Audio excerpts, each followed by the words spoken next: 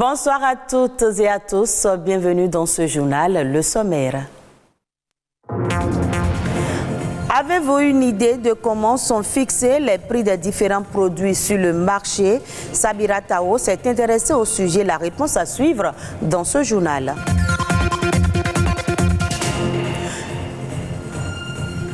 Le tourisme responsable est une façon de voyager qui respecte les enjeux de développement local, de protection de l'environnement et de rencontre avec les populations, des pratiques vertueuses à découvrir.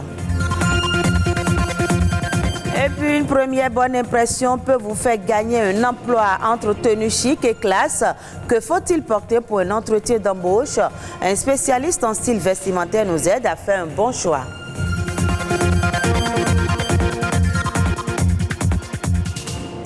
Merci de votre fidélité dans les marchés, supermarchés et autres lieux d'échange commerciaux.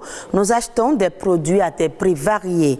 Mais la fixation des prix de ces produits se fait dans la plupart des cas par les commerçants eux-mêmes. Une équipe de notre rédaction s'est intéressée au processus de fixation des prix des produits sur le marché.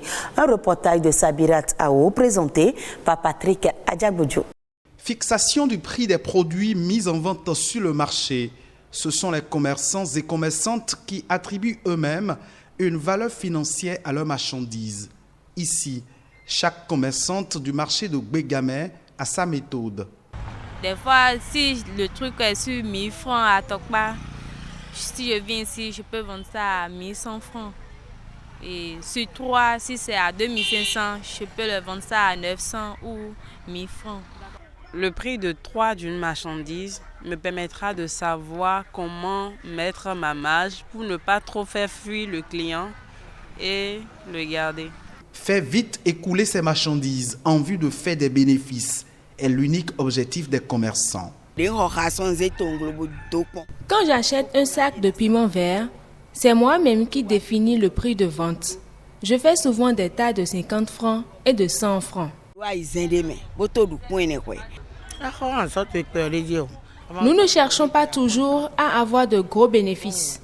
Avec 50 francs, 100 francs ou 200 francs, nous parvenons chaque jour à revendre nos produits.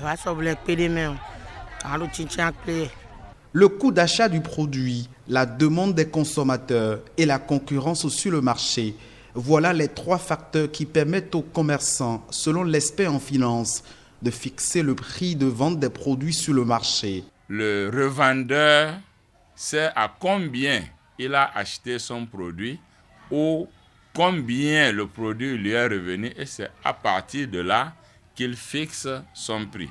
Quand vous fixez par exemple votre objet à 5000 francs et que quelqu'un le vend à 2000, 3000, vous comprenez que vous n'avez pas la chance de vendre. Malheureusement, face à certains produits de grande consommation, la libéralisation du marché ne constitue plus un bénéfice pour les consommateurs. En réalité, ces prix doivent être ordonnancés par une structure du ministère en charge du commerce. Quand on prend par exemple les produits pharmaceutiques qui sont contrôlés par l'État, vous voyez que le même produit que vous achetez à Cotonou a le même prix à Parakou, a le même prix à Tchoumi-Tchoumi. Et c'est le cas, par exemple, du ciment, du pétrole, etc., etc.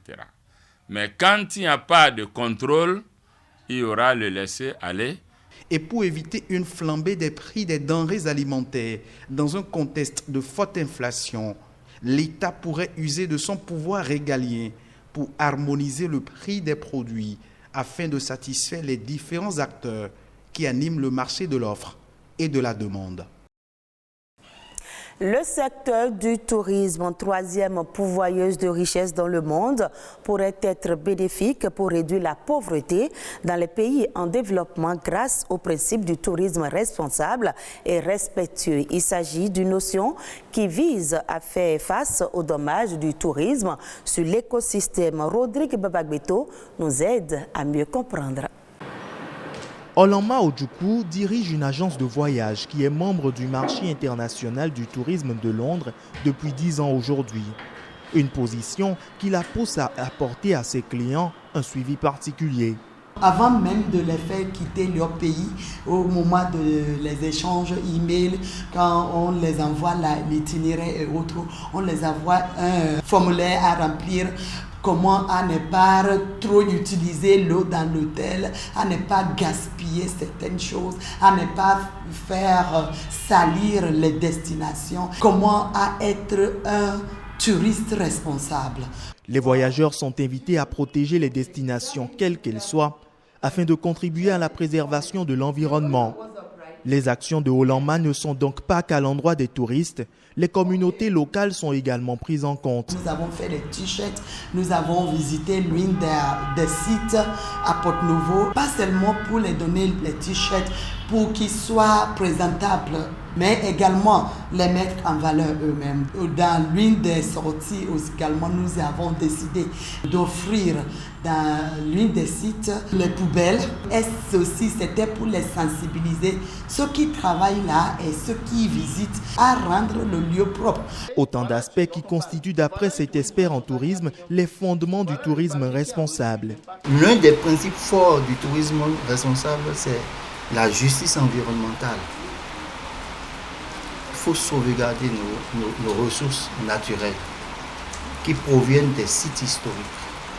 Les gens ne le font souvent pas parce qu'à partir de la pauvreté, à partir de la démographie, il y a plus maintenant des actions de l'homme qui détruisent l'environnement.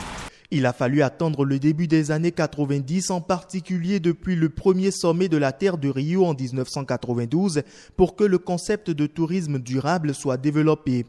Cependant, il reste encore à faire. De manière formelle, il n'y a pas encore une loi qui régisse cela, qu'il faut vraiment respecter le tourisme responsable.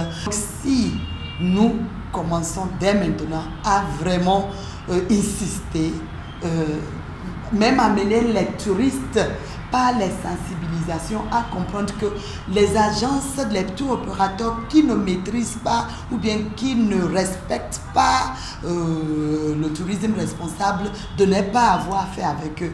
Ça va pousser presque tout le monde à aller vers cela. Dans le rapport de l'ONU sur l'économie verte, l'investissement de 0,1 à 0,2% du PIB mondial entre 2010 et 2050 dans un tourisme respectueux de l'environnement pourrait stimuler la croissance économique, conduire à la réduction de la pauvreté et à la création d'emplois, tout en assurant des avantages environnementaux importants.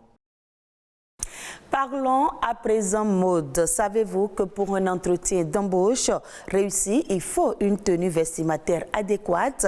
Pour une bonne première impression, il est capital de rester sobre et de privilégier l'élégance et le classique.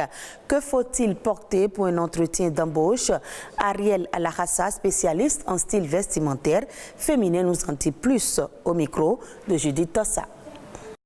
Pour un entretien d'embauche, il faut porter des tenues sobres, pas de tenues sexy, parce que c'est pas pour aller en boîte. Il faut porter des chemisiers, des robes tailleurs, des vestons ou des ensembles tailleurs, pantalons, vestes, jupes, vestes. Je pourrais citer 4 couleurs. Le noir qui représente le leadership, le bleu nuit qui représente la créativité et le travail en groupe. La couleur blanche qui montre votre sens de l'organisation et votre côté méticuleux. Ensuite, le gris qui représente un peu aussi l'esprit de créativité. Quand on a par exemple une poitrine forte, il faut éviter de mettre, pour aller à un entretien, de mettre des décolletés plongeants qui va faire voir l'essence de vos seins. Non. Et il ne faut pas mettre aussi des cols roulés qui fermeront votre poitrine et la poitrine sera taxée. On verra plus la forme de votre poitrine. Non. Il faut miser sur des tenues moins serrées.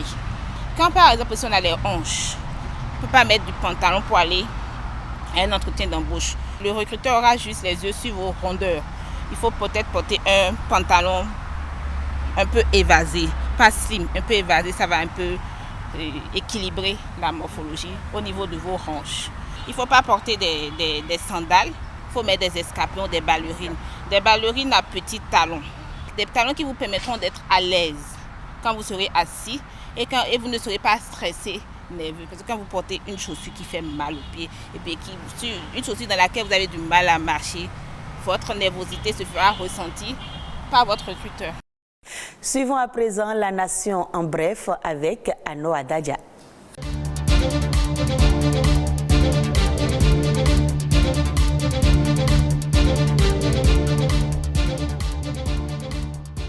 Quelques heures seulement nous séparent de l'exposition Art du Bénin d'hier et d'aujourd'hui.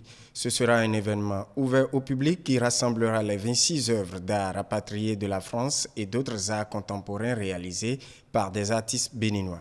Sur place, à l'intérieur de la salle du peuple du palais de la présidence de la Marina, les organisateurs font déjà l'essentiel pour la réussite de l'événement. Bientôt, la vidéosurveillance sera présente partout sur les lieux publics au Bénin. C'est une décision du Conseil des ministres.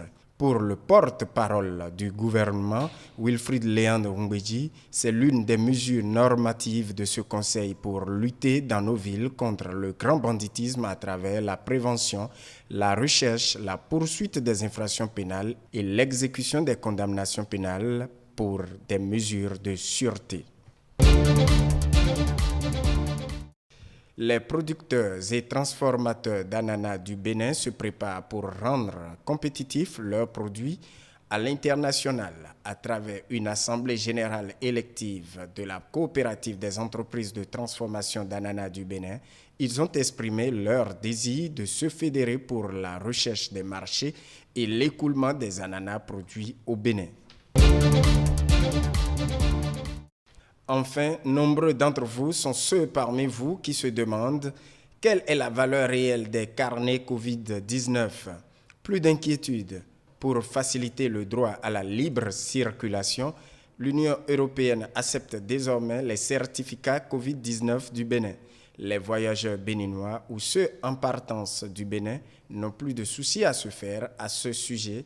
Ils peuvent désormais voyager librement dans l'espace européen.